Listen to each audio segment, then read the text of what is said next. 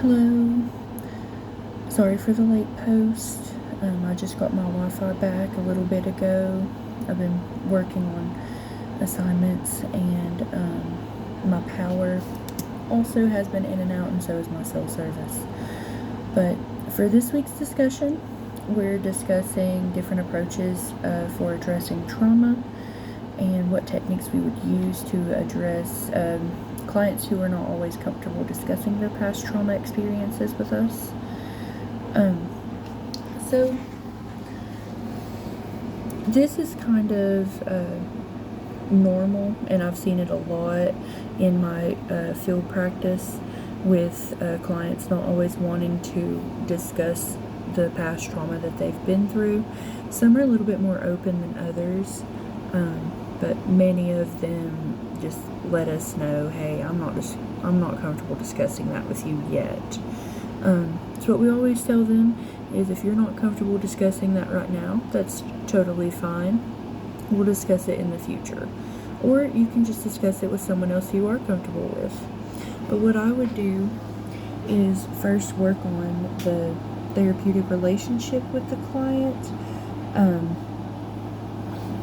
I would become the client's consultant, teacher, or trainer, and kind of help them learn about themselves in that way, and learn about trauma, and let them know that trauma is a big part of our lives, and even childhood trauma can affect how we act as adults today, and can affect our behaviors and things that we do on a daily basis, just physical, mental, emotional, things like that.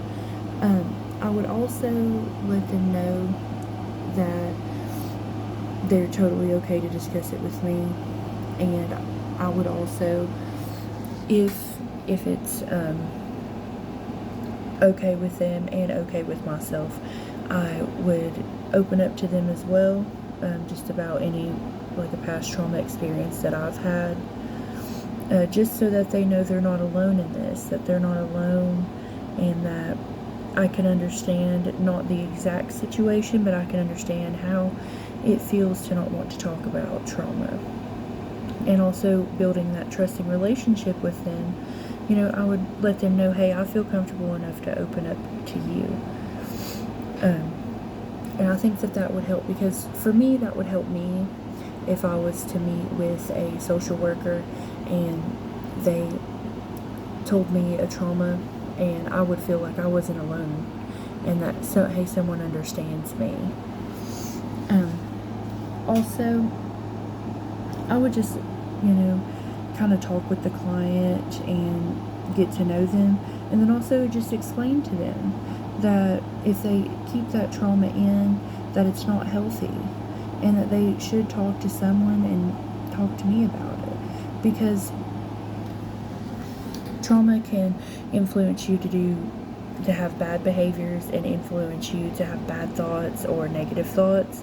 And people with PTSD get physical and emotional reactions out of their past trauma.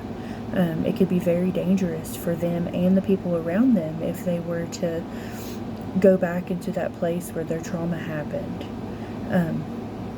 It's not always the case, but in a lot of cases, that's what happens. They go back to the place where the trauma happened, and if they hold it in and they don't discuss it with someone, it can cause events like what we see with PTSD, and it can cause mental illness, anxiety, depression, things like that. And we could really get to the root of the issues that they're having if they discuss their past trauma experiences. And it would also let me know also how to help them. So I would let them know, just like if they say, why are you asking me about this that happened in the past? Why do you care so much?